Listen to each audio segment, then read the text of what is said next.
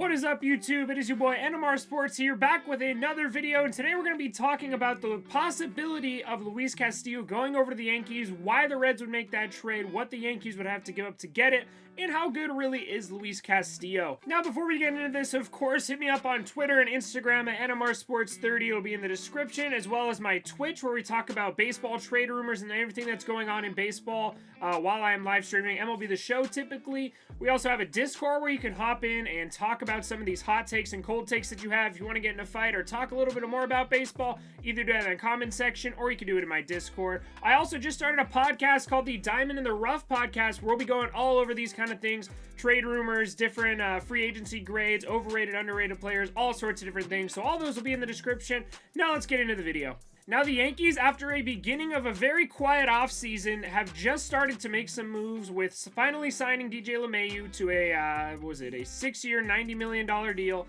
They went out and got Corey Kluber to a 1-year, $11.5 million deal, and now it looks like they are going to be trading for Luis Castillo, possibly. Now, they already have a pretty good rotation with, obviously, Garrett Colby in the ace. Luis Severino is really, really good. I'm a big fan of Luis Severino, so if he comes back and is healthy, I think he gets back in June. I'm not 100% sure on that.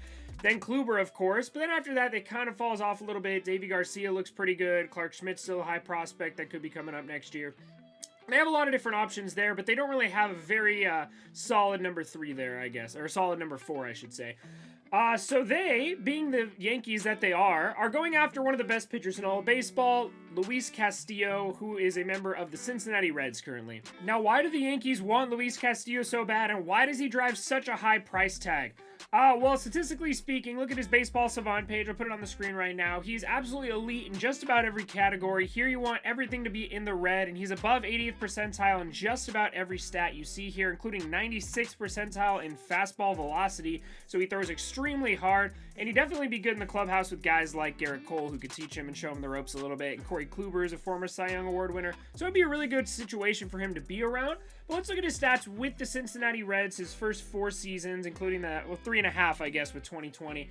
2020, he started 12 games. He pitched 70 innings. In those 70 innings, he had 89 strikeouts, a 3.21 ERA, and only allowed 5 home runs. So he's really good at limiting the long ball.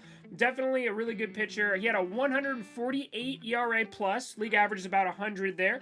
He averages 124 ERA plus for his career so far, and he has just been absolutely lights out. A lot of strikeouts. He had 226 strikeouts in 2019 with the Reds, which is obviously the last full season he played in. So definitely has very good stuff and will be an insanely good addition to this Yankees roster and probably be able to put them up to the World Series.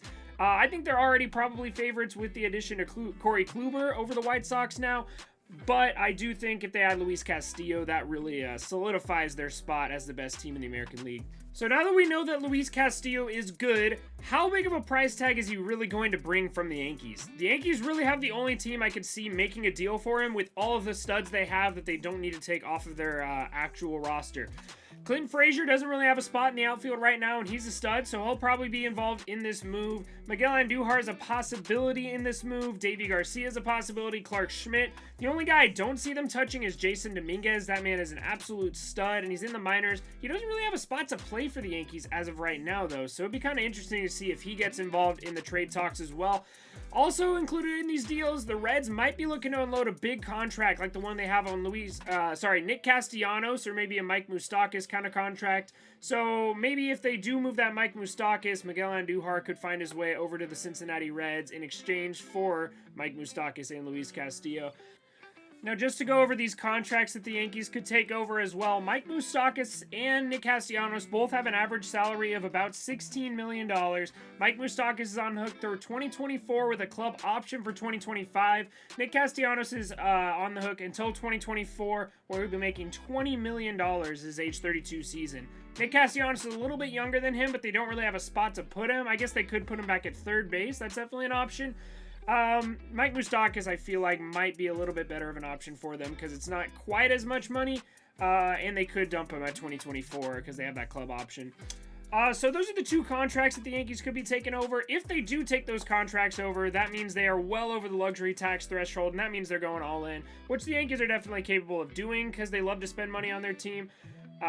But it's definitely going to come with a very heavy price tag, this Luis Castillo trade. So we're going to have to see. There's definitely a lot of options, and I know Yankees fans are very vocal on Twitter and everything, so I want to see you guys in the comments section. Tell me what you would give up for Luis Castillo, because I really think if they want to make the World Series next year, this is the move that gets them there. This is the move that absolutely makes them favorites in the American League. No contention from any other team if the Yankees are able to get Luis Castillo on the squad. Just imagine a rotation of Garrett Cole, Luis Severino, Luis Castillo, Corey Kluber, and then a fifth guy who could literally be anyone. I don't care who it is. You're not even going to need that fifth guy when you get to the postseason. That'll be elite. That means Corey Kluber. Oh my god, dude. I can't. That would be absolutely insane.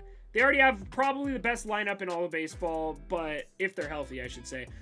And with this rotation, they would just be absolutely elite. They have a great bullpen, they would have a great rotation, and they have a great lineup, even a good deep bench. So, Yankees, go out and make this move. Let me know what you guys would put inside of this move in order to get Luis Castillo over to the Yankees. For me, you just got to do whatever it takes. I would love to see my Angels go out and get him, but even our top 3 prospects and a guy on our Major League roster would not even come close to the deal that the Yankees could provide to the Reds. So I honestly think the Yankees are the only possible team the Reds would trade Luis Castillo to, but they've already said this offseason, unless they get a deal that blows them away, they are not even going to consider trading Luis Castillo. But the Yankees are the kind of team to give him that insane deal. So, like I said, hit me up in the comments. Let's fight about it. I don't think, if you guys have another team that you think could trade for Luis Castillo, let me know. I honestly don't even see it as a possibility. Now, that is going to do it for us today in this video. Thank you so much for watching. Drop a like if you enjoyed the video. Drop a dislike if you didn't. Just interact with it, of course. Drop a comment if you have some hot takes or some cold takes, or if you just want to roast me. I know a lot of people like doing that. I also have that Discord if you want to throw some stuff in it. Check the description for all those links and everything. Be sure to subscribe if you enjoyed the content, and I will see you guys in the next one. Thanks so much for watching. Have a great rest of your day.